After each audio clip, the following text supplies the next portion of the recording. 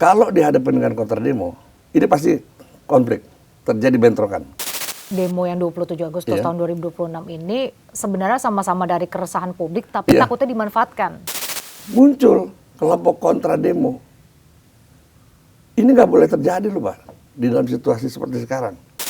Framing demo yang ini di media sosial. Seakan-akan demo ini bakal, mengerikan, membuat situasi chaos segala macam. Yeah. Padahal enggak, coba ya lihat nanti. Nggak akan, kecuali ada martir. Dari pernyataan Budi Ari udah kelihatan. Siap nggak kalau misalnya kita percepat? Pernyataan Budi Ari itu kategorinya makar.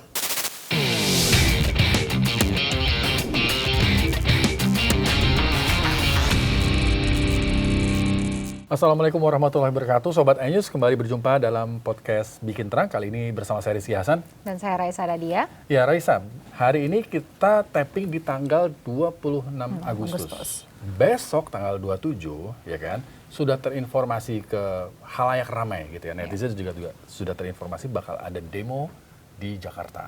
Iya, tepatnya 27 Agustus dan demo ini ada beberapa kelompok masyarakat, tapi yang paling sering kita dengar itu AMPB ya, atau Aliansi Masyarakat Pati Bersatu. Jauh-jauh dari Pati datang ke Jakarta untuk memperjuangkan segera disahkannya Undang-Undang Perampasan Aset.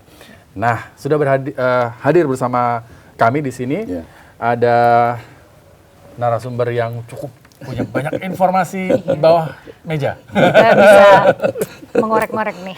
Baik, Pak Sri Rajasa Chandra, terima kasih sudah hadir Pak. Ya, sama-sama, terima kasih juga atas undangannya. Iya, kita senang banget karena Pak Rajasa kan sebagai mantan anggota BIN tentunya tahu ya dinamika politik keamanan, bisa membaca seperti apa. Ya paling enggak lah gitu ya. Nah. Kalau dulu kan waktu kita bekerja jadi mata-mata ya kerjaan kita begini-begini. Nih cocok banget makanya Cocok, nih. Pak, ini terkait dengan demo 27 Agustus ini, Pak Rajasa tuh melihatnya pergerakan ini organik atau ada pola terkonsolidasi nih? Begini ya, kalau kita pertama kali lihat dulu ya bahwa demo itu kan hak konstitusi ya setiap warga negara. Artinya mereka boleh menyuarakan hal yang menjadi keberatan buat publik ya. Nah, tapi kali ini ya kan, ini ada demo yang sudah jauh-jauh hari diglorifikasi di media sosial ya. Seakan-akan demo ini akan meruntuhkan kekuasaan negara. Demo ini akan menjadi perjalanan kedua tunggangan gitu. Ya bukan, ini tahun 1998 lah ya kan. Oh, kembali ke reformasi kedua segala macam. Tapi pada kenyataannya kalau kita lihat ya kan, ini sangat sulit sekali kalau dikatakan bahwa demo ini akan berakhir dengan kericuhan, ya, dengan situasi yang chaos nantinya. Kan. Kalau kita lihat dari sisi mereka yang demo, ya kan, dari Pati, kemudian dari Lampung juga ada, ya kan, dari beberapa juga aliansi masyarakat Indonesia yang lain, ya. Mereka juga sebetulnya gini, tergerak karena adanya akumulasi persoalan yang dihadapi oleh masyarakat yang terkait khususnya problem ekonomi, dolar naik, PHK, atau belanja mahal, kemudian juga kelas menengah yang semakin turun gitu ya. Nah, sebetulnya ini akumulasi daripada ini, ya. Tapi kemudian digunakanlah isu Undang-Undang Perampasan Aset. Karena apa? Karena koruptor mereka anggap yang menjadi penyebab persoalan ini terjadi gitu kan ya. Nah, yang buat saya agak miris gitu ya. Ketika ada pihak yang mau melakukan kontra demo. Nah, kalau ini, artinya gini, mudah-mudahan juga dia nggak ditunggangi gitu ya. Tapi kalau saya lihat ya kan, ini persoalan bukan itu, tapi ada kepentingan yang nyusup gitu loh. Bukan menunggangi lain ya. Kalau menunggangi dari awal ya by design gitu. Tapi ini ada yang ingin memanfaatkan situasi ini. Ya. Kalau dihadapkan dengan kontra demo, ini pasti konflik, terjadi bentrokan, ya kan? Nah, saya khawatir ketika terjadi ada martir, ini pasti nggak tahan, pasti akan meluas. Saya yakin, seperti kasus Agustus tahun 2025 yang lalu kan, begitu ada pengemudi ojol yang meninggal tertabrak, langsung itu menjalar ke daerah-daerah lain. Dan ini pun akan terjadi kalau misalnya dibiarkan bentrok atau dibiarkan kelompok kontra demo berada di satu areal demonstrasi itu sendiri. Wah, itu parah nih. Artinya apa? Kalau seperti ini, ya kan, ada pihak-pihak yang memanfaatkan situasi ini dalam rangka memperburuk keadaan. Kita lihat aja, ya kan. Apa publik nggak miris kalau ngelihat pernyataan Budi Ari kemarin gitu ya, bahwa ini dipercepat gitu kan ya. Nah, pemilu dipercepat. Publik di media mengkait-kaitkan pasti mengkait-kaitkan, gitu loh. Karena gini, siapa yang punya syahwat kekuasaan politik ya kan, yang paling besar untuk merebut 2029 kan mereka. Mereka gitu. tuh? Ya kelompoknya Budi Ari lah, ya kan, geng Solo lah gitu aja. Geng Solo. Kita bicara geng Solo, kan? Nah, pastinya orang akan berpikir ini jangan sampai gitu ya dikondisikan oleh geng Solo untuk memperburuk legitimasi publik terhadap kekuasaan negara. Sehubungan dengan viralnya pernyataan dan analisa saya dalam sebuah pertemuan di Jakarta baru-baru ini yang menimbulkan spekulasi dan berbagai salah penafsiran, saya Budi Ari Setiadi memohon maaf kepada pihak-pihak yang kurang berkenan dan nyaman dengan pernyataan saya tersebut. Pada kesempatan ini saya ingin menyampaikan, 1. Pernyataan dan analisa tersebut merupakan pernyataan dan analisa pribadi saya. Kedua, pernyataan tersebut tidak ada hubungan dan mengkaitnya dengan Bapak Joko Widodo. Yang ketiga, saya siap bertanggung jawab dan menerima segala konsekuensi karena analisa dan pernyataan saya tersebut. Terima kasih, jaga terus persatuan Indonesia. Tapi Pak Budi Ari hari ini itu sudah memberikan klarifikasi bahwa pernyataan yang dia sampaikan itu adalah bersifat pribadi, tidak ada hubungannya dengan Pak Jokowi. Gitu. Kan selalu begitu kalau politisi. Gini, satu hal, politisi paling berhasil di Republik ini ya. Kalau dia ngomong orang percaya, dia bingung. Karena dia sendiri nggak percaya sama omongannya. Ngerti nggak maksud saya? Itulah kayak gitu. Jadi sosok Budi Ari ini kan seorang politisi ya kan. Kalau dia bicara seperti itu kemudian dia minta maaf ya kan. Tapi kan opini itu sudah terbentuk Pak. Bahwa kelompok mereka kalau bisa, kalau ada kesempatan ingin mempercepat ya kan pengalihan kekuasaan ya, dari Prabowo kepada Gibran pastinya. Nah, ini kemudian ada demo, udah pasti dikaitkan. Ya. Dan ini perlu diwaspadai gitu loh Pak. Kasus yang lalu 2025 Agustus itu saya berani menyatakan bahwa itu geng Solo main, ada Parcok di situ, semuanya main di situ. Bahkan pernyataan dari pengurus PSI atau apalah, ya kan, bahwa pada saat situasi udah mulai parah nih, mereka membuat pernyataan, ya kan, karena situasi stabilitas keamanan di Jakarta tidak terkendali, maka saya minta Presiden mundur. Sebentar, Pak, ini agak statement Pak Rajasa ini mengkhawatirkan nih Pak. Iya. Di Agustus 2025, Bapak sangat meyakini karena geng Solo main. Iya, karena gini, indikasinya apa? Bukan, karena di situasi yang memburuk sampai pembakaran rumah anggota dewan, Menteri. Kemudian 2 orang, ya kan, kader PSI membuat pernyataan di media sosial.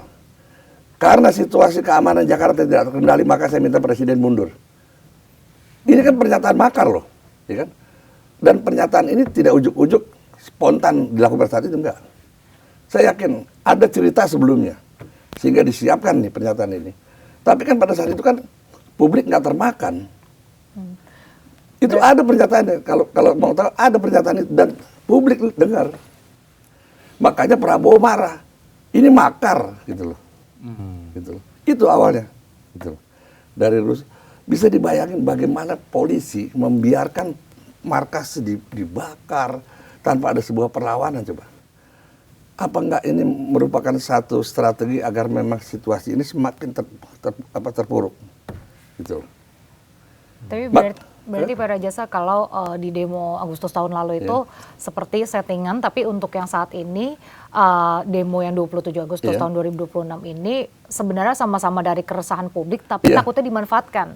Iya, itu aja. Jadi kalau kita bicara mereka yang datang ke DPR dalam rangka menyuarakan tuntutan rancangan undang-undang penyitaan aset, saya pikir ini murni ya kan, dari hati nurani rakyat yang selama ini ya kan selalu sudah terpojokkan dalam aspek ekonomi kan gitu ya, yang disebabkan mereka pikir oleh korupsi yang tidak bisa dibendung lagi, korupsi yang sudah menjadi ibadah fardu ain lah gitu ya. Mereka datang. Nah, jadi masalahnya di sini ya kan, mereka datang jauh-jauh hari sudah di framing di media massa bahwa akan ada terjadi aksi besar-besaran, bahwa ini juga penggulingan terhadap kekuasaan negara. Ini kan gila nih, ya kan? Artinya buat saya ini ada sesuatu gitu.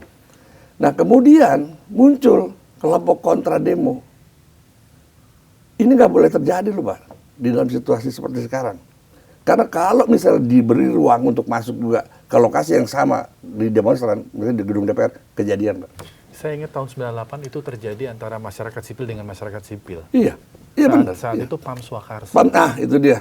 Tadi saya mau ngomong tadi tuh, Pam Swakarsa ini. Nah, ini kan mirip-mirip, cuman dikemasnya dengan organisasi ormas gitu ya. Kalau dulu kan namanya Pam Swakarsa, mengerikan sekali.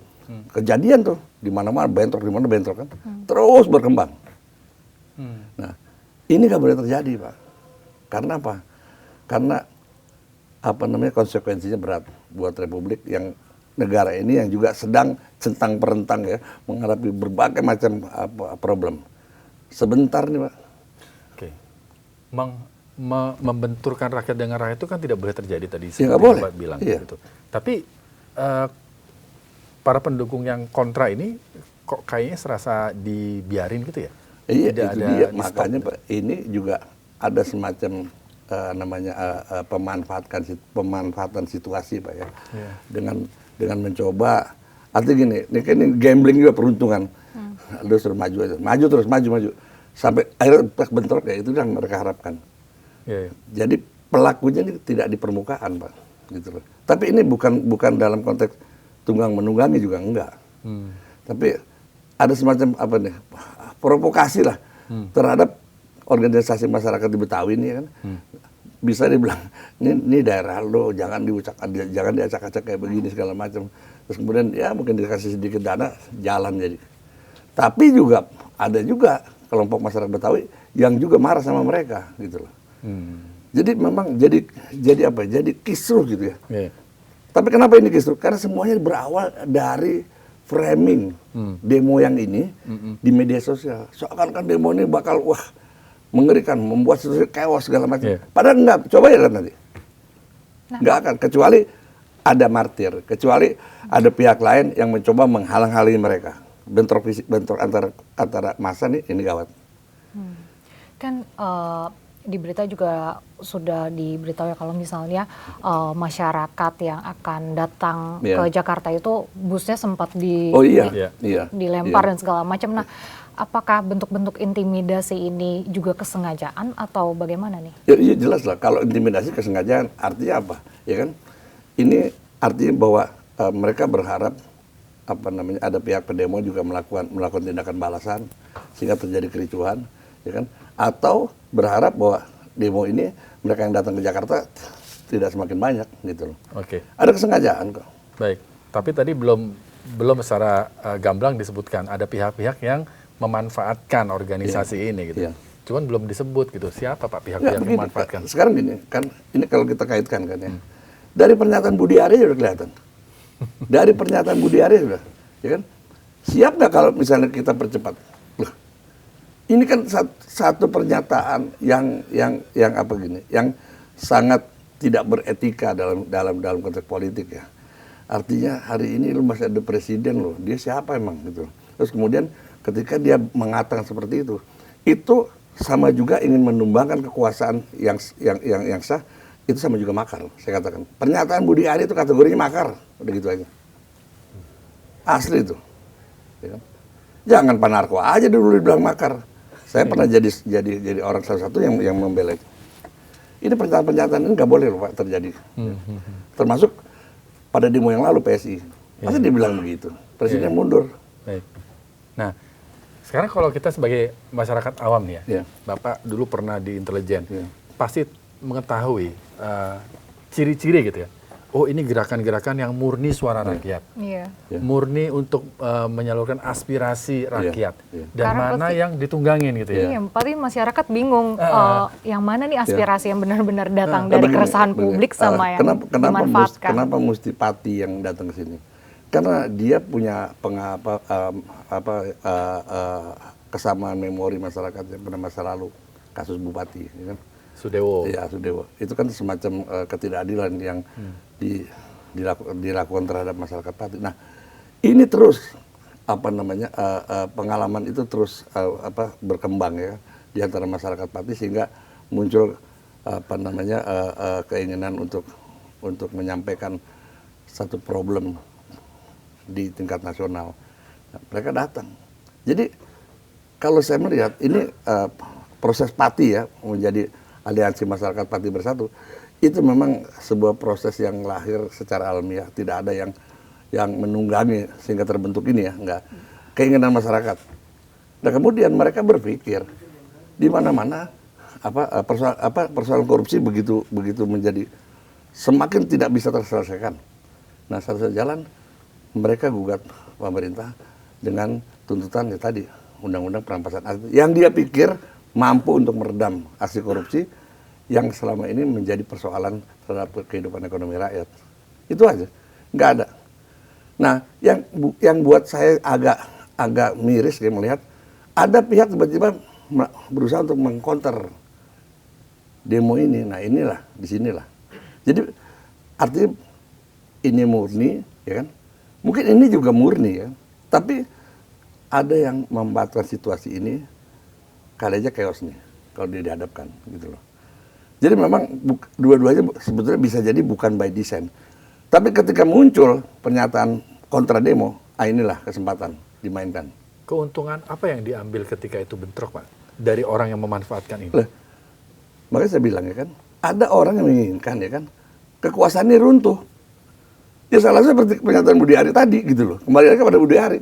Itu kan dia mengendaki kekuasaannya jangan sampai 2029 lah kalau bisa percepat. Nah, situasi yang ini seperti inilah yang saya khawatirkan sejalan dengan keinginan Budi Ari. Karena dia berbicara bahwa ini pernyataan pribadi ya, saya tunjuk namanya.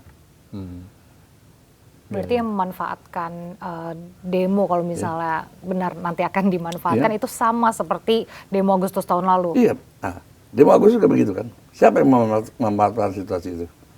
Ya kader PSI yang membuat pernyataan, ya kan? Dan tiba-tiba dia menyatakan bahwa presiden mundur. Nah ini pun tidak menutup kemungkinan, kita lihat nanti. Ya kan? Cuma satu syarat aja buat saya, ketika ini dibiarkan bentrok, ini kerawanan. Apalagi sampai ada yang mati gitu di situ, wah udah. Ya kita semua nggak berharap Ya, ya, itu iya. terjadi kemudian chaos. Ya kita belajar dari tahun lalu. Iya, dan juga menghadapi situasi seperti ini harusnya pihak DPR, pemerintah, ya kan lebih dewasa lah, ya kan. Jangan terus menutup diri. Terima aja mereka, kenapa? Gitu loh. Pemerintah juga begitu, gitu loh. Tunjukkan dong komitmennya. DPR juga sama, kan ini persoalannya. Ketika terjadi seperti ini, yang disalahin rakyat lagi. Padahal kan pemicunya mereka. Kalau dari sisi aparat atau mungkin dari intelijen juga gitu, ada yang bisa dilakukan nggak untuk mengantisipasi agar demo nanti itu tidak berujung jadi chaos? Kontra intelijen gitu ya? Ya kalau intelijen itu artinya gini, dia punya peran penggalangan ya. Yang paling biasa dilakukan mengurangi tensi, mengurangi gejolak gitu ya, jauh sebelumnya. Kalau udah terjadi bukan urusan intelijen lagi tuh Pak, polisi. Makanya lebih berat pekerjaan intelijen. Gitu. Di negara sendiri dalam keadaan damai, artinya hal seperti gini nih kalau bisa nggak boleh terjadi. Ketika ada informasi nih, besok ada demo di DPR begini, intelijen sudah harus bermain. Bagaimana membatalkan aksi ini dengan cara-cara yang konstitusional lah ya kan, diajak ngomong lah, apa segala macam. Nah, itu kerjaan intelijen. Jadi kalau intelijen ikut memperkeruh keadaan, bohong tuh. Itu ada kepentingan politik, intelijen berpolitik tuh. Nggak ada. Justru harusnya tindakan pencegahan ya. Intelijen kan memang bekerja di situ. Deteksi dini, cegah dini gitu loh. Ketika deteksi ada kerawanan, dicegah. Nah buat aksi tanggal 27 besok ini, Pak Rajasa sudah melihat ada Ya, pergerakan intelijen itu? Saya yakin bahwa intelijen di sini sudah mulai melakukan pendekatan-pendekatan kepada tokoh-tokoh ya kan, agar tidak, kalaupun ada demo tidak berkembang menjadi apa namanya chaos gitu. Pasti saya yakin, nggak mungkin enggak. Gitu. Ya itu tadi sebatas itu gitu loh. Oke. Nah, bicara soal undang-undang perampasan aset, Pak Rajasa, dari DPR kan sudah menyatakan kalau undang-undang perampasan aset paling lambat Desember. Iya. Kenapa harus Desember, Pak? Kalau menurut Bapak? Iya, Apa ini buying time atau gimana? Ya mungkin juga itu. Tapi kalau menurut saya urgensinya undang-undang perampasan aset juga nggak terlalu penting. Ya. Buat saya reformasi tuh mentalnya para penegak hukum udah selesai itu. Kalau saya buat apapun undang-undang, kalaupun taruh hukuman mati gitu nanti ya. Kalau mentalnya aparat penegak hukum masih kayak sekarang, mata duitan, ya selesai lah, ya kan? Nggak ada yang dihukum mati, bayar, kan gitu. Ya kasusnya Febri aja seperti apa sih? Begitu besar kasus Febri, ya kan? Benar lama-lama hilang tuh. Jadi kuncinya di aparat penegak hukum? Iya. Sekarang ada Satgas, ya kan? Iya. Satgas, banyak Satgas PKA segala macam, ya kan? Kita lihat seperti apa sih hasilnya. Iya. Cuman nyitain tanah sekian juta hektar, pelakunya nggak pernah ditangkap, kemana coba? Diperes lah. Saya pikir begitu kok. Kan capek, publik ngeliatnya capek gitu loh. Nggak pernah ada penyelesaian hukum yang tuntas gitu loh. Ya. Jadi undang-undang perampasan aset itu sebenarnya masih diperlukan nggak sih? Ya sekarang begini kan, kalau misalnya aparat penegak hukum punya moral yang tinggi ya, punya dedikasi yang tinggi dalam rangka penegakan pemberantasan korupsi, itu perlu. Tapi kalau misalnya seperti ini, cukuplah dengan undang-undang tadi yang seperti dikatakan Pak. Tipikor, satu lagi apa? TPPU. Iya, itu cukup. Di situ juga ada penyitaan, di situ juga ada segala macam gitu loh. Tapi kan sekarang ya tadi cuman kakap aja yang bisa berenang di atas undang-undang, kalau teri ya tenggelam lah. Itu aja, ya kan? Ya, sebab bukan apa-apa. Sekarang ini penegakan hukum dalam rangka pemberantasan korupsi semata-mata hanya dijadikan modus untuk melakukan korupsi yang lebih besar lagi. Iya. Ini beberapa waktu lalu saya sempat podcast juga dengan Wamenko Kumham, Pak Oto, bicara soal KUHP nasional, KUHP baru. Salah satu tantangan terbesarnya adalah di KUHP nasional yang baru ini, paradigma aparat penegak hukumnya. Iya. Jadi memang itu persoalan berat di Indonesia. Memang, betul. Ya. Betul. Jadi saya pikir ya, semua persoalan kisruh, persoalan penegakan hukum, baik korupsi dan terutama kasus korupsi lah ya. Itu tahu nggak, ya kan? Masalahnya di penegakan hukum, selesaikan dulu. Jadi kalau kita mau berantas korupsi, selesaikan dari pekarangan institusi penegakan hukum, udah itu aja. Mulai dari situ. Kalau enggak, ya gila mang. Tapi kadang-kadang saya sedih juga kalau ngeliat seperti ini. Kita ngomong apa juga, ya kan? Penegak hukumnya kayak begitu. Kan? Saya mau mancing ini loh, Nat. Mau mancing gini. Aparat penegak hukum itu kan ada beberapa, gitu ya. Yang sama institusi yang mana? Ya, institusi mana dulu yang harus diberesin? Sama, polisi, kejaksaan, KPK sama semua. Padahal kita saya ngomong nih ya. Padahal kita berharap banget dengan KPK. Oh iya. Hari ini komisioner KPK, dia harus bertanggung jawab pada persoalan Jiwasraya dan Asabri. Agus Joko Pramono. Kenapa coba saya bilang? Dialah yang men-setting sehingga pelaku-pelaku utamanya tercover.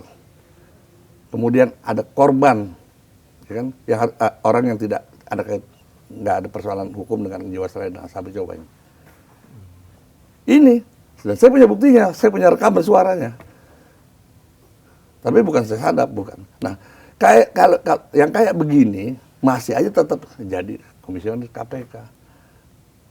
Ini dia lagi digugat loh di Kejaksaan Agung, sama ada kelompok yang menggugat mereka. Jadi kalau misalnya masih juga ada sapu yang kotor buat membersihkan, ya kan, sesuatu yang kotor ya susah juga, gitu loh. Kenapa saya selalu berani? Karena gini, hari ini kalau kita bicara tentang kebenaran, jangan ada yang ditutup-tutupin, ya kan? Karena kalau kebenaran ditutupin, jadinya apa? Fitnah. Ya kan? Supaya publik itu jangan mikir, ini siapa yang korupsi? Ini yang korupsi nih. Publik tahu. Itu aja. Ini juga penjahatnya. Omongin aja, kenapa enggak? Gitu.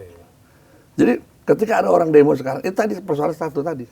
Karena tidak tahu lagi bagaimana mereka mengatasi kesulitan diri atau kesulitan rakyat gitu ya. Mereka demo gitu loh. Seperti itu. Di era sosmed sekarang ini ingat ya, kalau kita lihat di sosmed dengan adanya rencana aksi tanggal 27 Agustus besok, Bapak melihat adanya serangan cyber untuk memanaskan situasi nggak? Makanya saya bilang tadi kan, jadi ini demonya biasa-biasa aja, orang yang datang juga biasa-biasa aja dari Pati kan gitu, dari beberapa daerah. Cuman sudah di framing, diglorifikasi jauh sebelumnya bahwa ini demo bakal gede-gedean bakal. Okay. Ini bahaya tuh Pak Dan gitu. itu di sosmed. Iya di sosmed. Okay. Kan sekarang kan kalau orang selalu menggunakan sosmed itu sebagai tolok ukur ya. Banyak orang ya kan. Nah, kalau terjadi seperti ini apa? Akhirnya orang berpikir rusuh nih, ya kan? Chaos nih. Padahal belum tentu. Saya melihat kan, saya lihat dikasih gambaran itu ada flow chart yang saya bikin tuh, kan?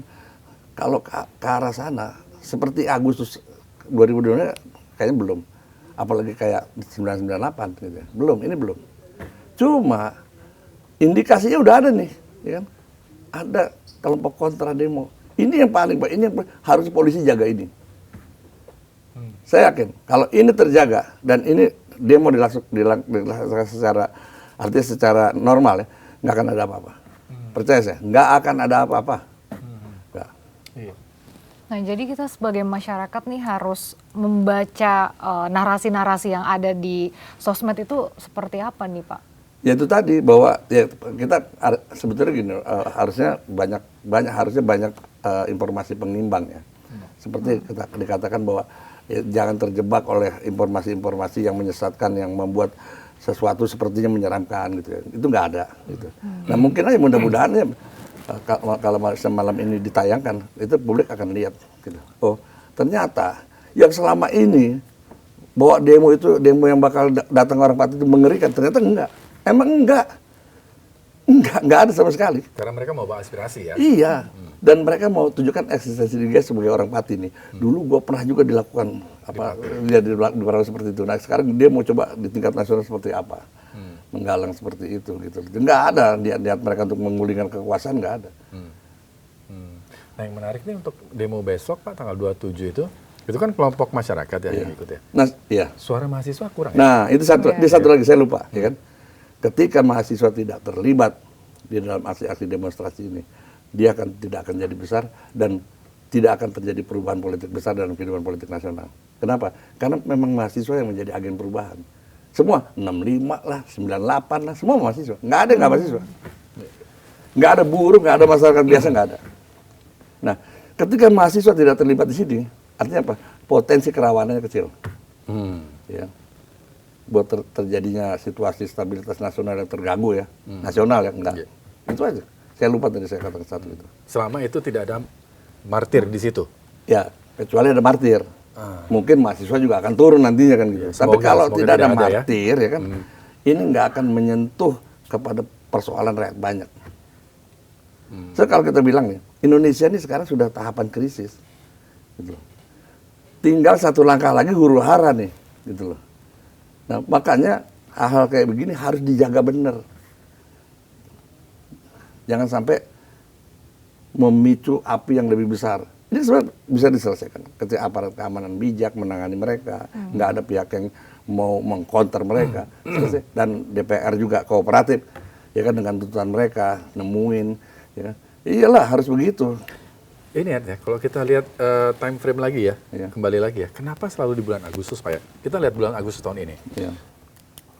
Sempat memanas di Papua. Oh iya, Aceh. Kemudian Aceh. Kemudian ada demo ini gitu ya. Apa sasaran mereka? Bukan, karena Agustus itu memang punya nilai historis sendiri buat bangsa ini. 17 Agustus, terus kemudian kejadian 98 juga itu kan kemudian di Agustus juga dari Mei itu ya, Agustus juga pecah membuat persoalan banyak juga. Terus kemarin Agustus 2025 gitu. Yeah. Dan Agustus ini kan